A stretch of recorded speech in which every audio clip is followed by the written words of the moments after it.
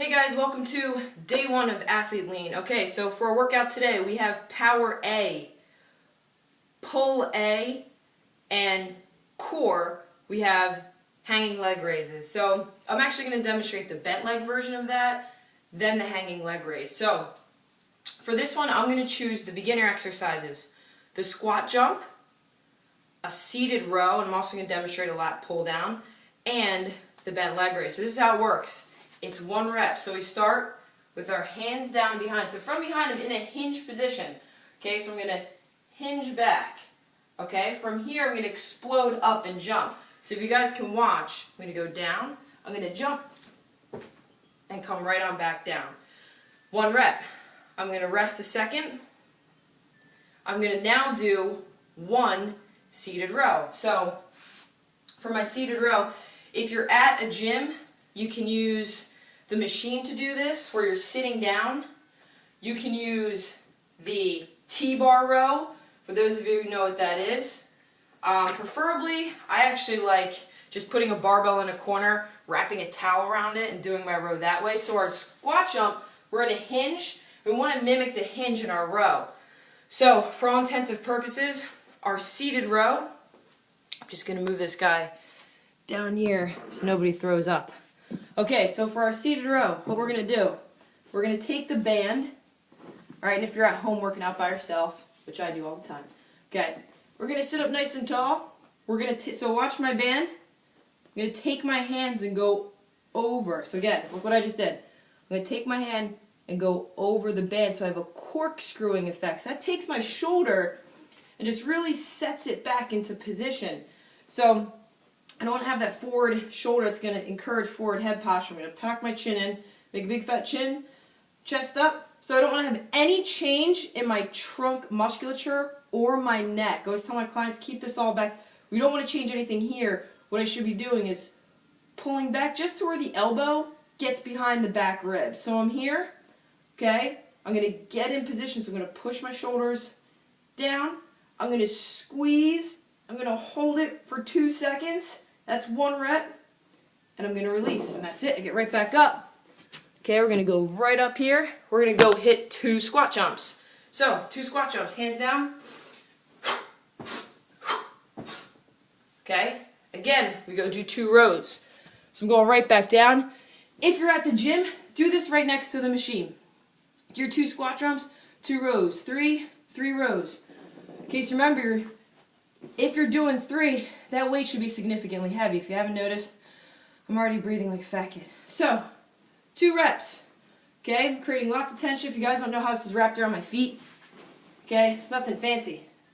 It's just like that. So what I'm going to do, so you see my feet? Yahoo! Alright, chest up, nice and tall, no change in the head and the neck. Everything stays packed down. I'm not going to push and arch my back, just nice and straight. 1, I'm trying to rip this thing like it's 500 pounds. 2. Okay. So far we have 2 squats. I just look insanely tiny down here. This must be really strange for you guys to look. And my carpet's got this awesome texture. So we have 2 squat jumps, 2 rows. I want you guys to continue doing that. Next set is 3 squat jumps, 3 rows, 4 squat jumps, 4 rows. Begin from the top. 1 squat jump, 1 row, etc., etc., etc. So, strength training is done. We move into our core. We're going to start with the bent leg raise.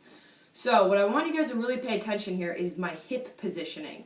So, when we start with the bent leg raise, here's usually what I see most people do. Okay, their backs are all arched like this. They have a huge gap here in their back. I'm going to put this awesome light right on my face. Yeah, okay. Right there. Good. So if you guys can see, okay, I don't want to be arched like this, okay? I'm actually going to take my hips, and that's my awesome dog, who's currently looking at my face. Okay, that's great. Finally. So what we're going to do, so if you can see my hip bones, okay, see my hip bones right there? What I'm going to do is take my hips and roll them underneath, okay? So here's out of position, my back's arch. I'm going to roll my hips, literally tilt them underneath. So all of the skin on the small of your back should be touching the ground. Okay, so all the skin, you should feel every vertebrae. Okay, so we're going to start there. So if you guys notice, okay, I'm not super up here. All I'm going to do is gently tilt. Okay, from there, I'm going to perform my bent leg raise. So you have the tuck position. Okay, so my knees stay at 90. All I'm going to do while maintaining that core, I'm going to take a big deep breath. I'm going to exhale all my breath out. Lower and pull. So if you guys notice, the breath, I exhaled all my air out till I couldn't exhale anymore. And then I started my core exercise. To set the core, you actually need to be completely out of respiration. So completely exhale.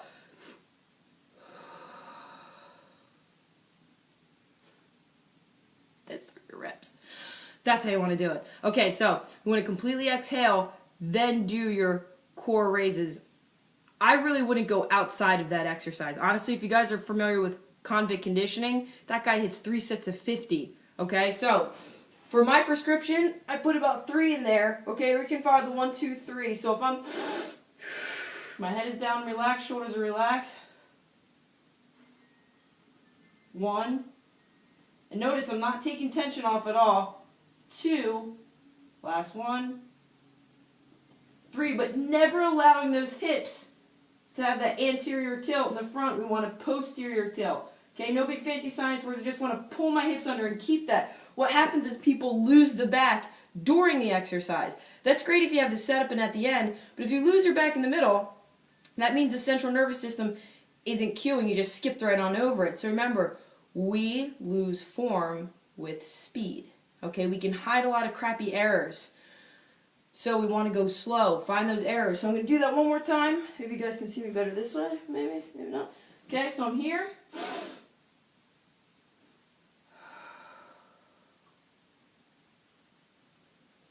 Don't want to lose it. Don't want, especially as my feet get closest to the ground, is when it's going to be the most difficult. You might find a little bit of that arching. Even if you want to, hold your ribs down. Hold them down. Make sure they don't change or inflate. Okay? That's a great cue. I learned at a seminar. Just take your hands, literally hold your ribs, and make sure they don't change. Okay, so that's for, we have our power down, our strength down, which is really our posterior chain. We have our core down. The last thing we're going to work on is our swing. So I gave you some parameters to work for. You just have to do 100 today. I did 300 on my program, but we're just working on 100. You can break them up as you want. So I would recommend the best way to do is start low. Start with 10, then 15, then 20, and just recycle them.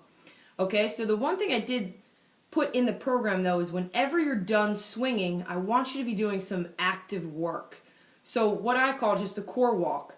We hold the kettlebell about 2 to 3 inches off our chest, and we walk. So anytime a object, a load, is off of our center axis, our core has to work really hard to stabilize it.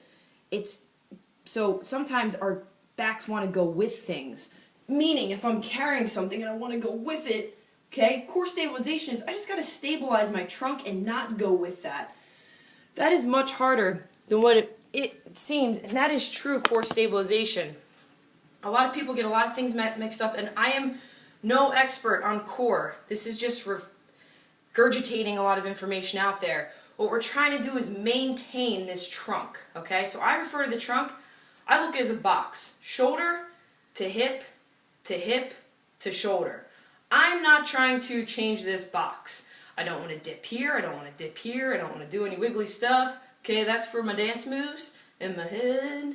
Okay, we want this to stay still, this to stay still. We just want to command the moving part.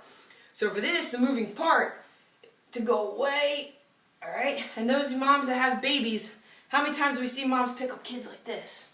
Okay, pick them up here, pick up groceries and hug them. Let's start really working that stuff in. Okay, so swings. I'm going to dedicate my learning to, and I'm sorry guys if I do you wrong here, John Bear of Bare Knuckle Strength. Thank you very much. Killing It with Kettlebells, Pat Flynn, and Sam. Those guys are awesome. They will really help critique your form. And Jason C. Brown of Kettlebell Athletics. Just working out with those guys and getting different ideas on what's going on with kettlebells. I didn't want to go one way or the other. I was just kind of looking at people that already have taken from the kettlebell community and kind of picked what was useful. I'm not a big fan of sticking to one ideology or not. I do believe that science is the background and we should move forward from there. So enough of my talk, let's get swinging. Okay, so how we set up real quick. I'm going to go back down. Alright, so this is a typical setup.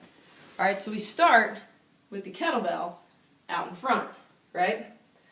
A good frame of reference is a foot behind it and a foot out. Okay? So from the front, you guys can see my awesome little feet. Okay? We're going. So if you guys check it, if you can see my feet from here, okay? Try not to nauseate you. It's not going to really work. Okay, so from there, that's good. So what we're going to do is, we're going to go for swing. I'm going to just do 10, okay? And then I'm going to put it down. I'm going to start a core walk. I'm going to have to change the camera a little bit. So let's start with the swing. So we're one back. Okay, I'm going to hinge. Okay, arms out. I'm going to get into my lat. So here I'm out. I'm hiding here, okay? This is a really tough position to be in anyway. Okay, we always want that shoulder glenohumeral joint to be packed in there. Okay, so I'm going to push back. Chin's tucked. I'm going to take a little short breath. Hike back.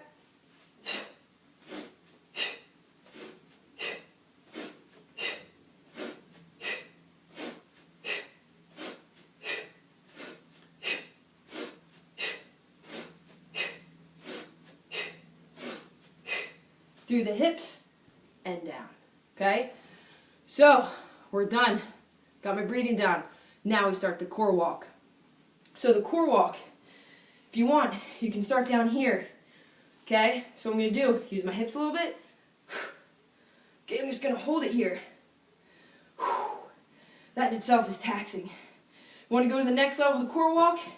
Stand up and walk. So if you notice, all I'm doing is straight. I'm just going to pace. I'm going to pace for like 35 seconds. 40 seconds, whatever feels good. When I'm done, goblet squat that bad boy down. Take a step back. Feet out. Get back into my breathing. So, we're looking here is to make the swings hard, okay? But not terribly hard. Just tough enough. Swings are very taxing. I wore a heart rate monitor. They're the equivalent to sprinting. Believe me. Especially if you start using a heavier bell and getting past 20 seconds. My anaerobic threshold was close to 80%. So for those of you that don't know what that means, it means that you can't catch your breath. You're breathing like a real big kid. Okay, and I was a fat kid, so I can say that. Okay, so anywho, we're down. This time, we're going to go hit 15. Okay, so we're back here. Okay, we're going to tilt. Take a little breath.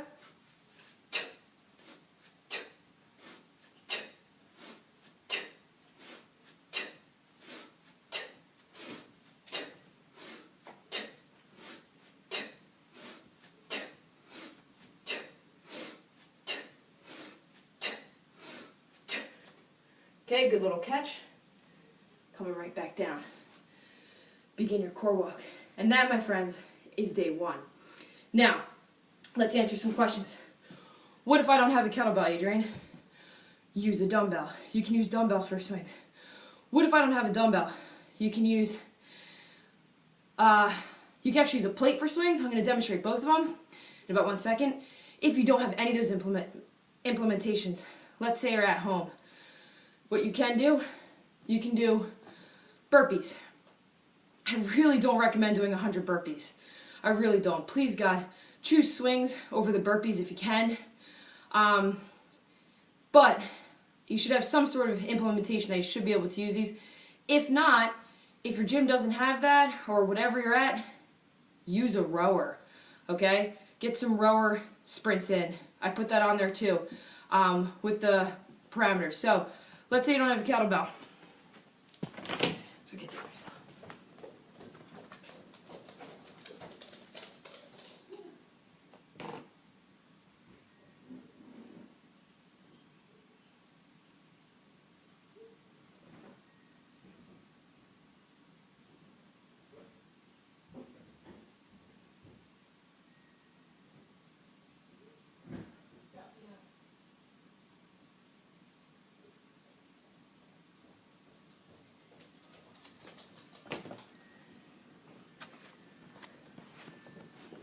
Alright, so let's say your gym is lacking a kettlebell. Okay, we have a dumbbell option. I'm going to show you how to do a dumbbell swing in a second. Not the prettiest looking thing, but hey, it works. Mister, you gotta get over here. Also, plates. Most gyms have these plates, so you've got some options to work with. Again, I'm going to demonstrate both. The setup's the same. It's right in front, okay? To step back, I'm down, I'm going to tilt, take a breath.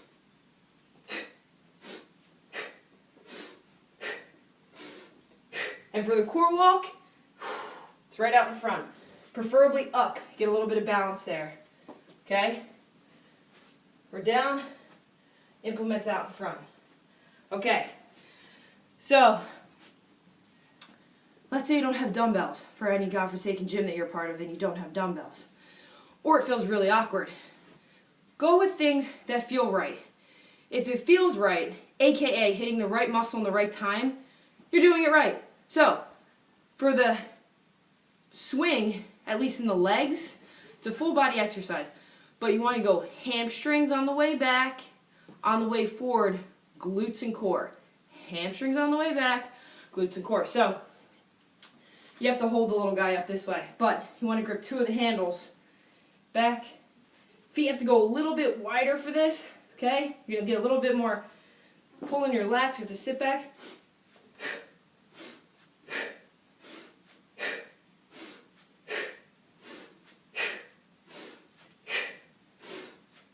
Okay, same thing. Core walk. We hold out in front and we walk. Shoulders are down. We're walking. Okay? 25, 30 seconds. So, my friends, that was 3 implements. Okay, we got a kettlebell, a plate, and a dumbbell. Alright, so day 1, done. Congratulations.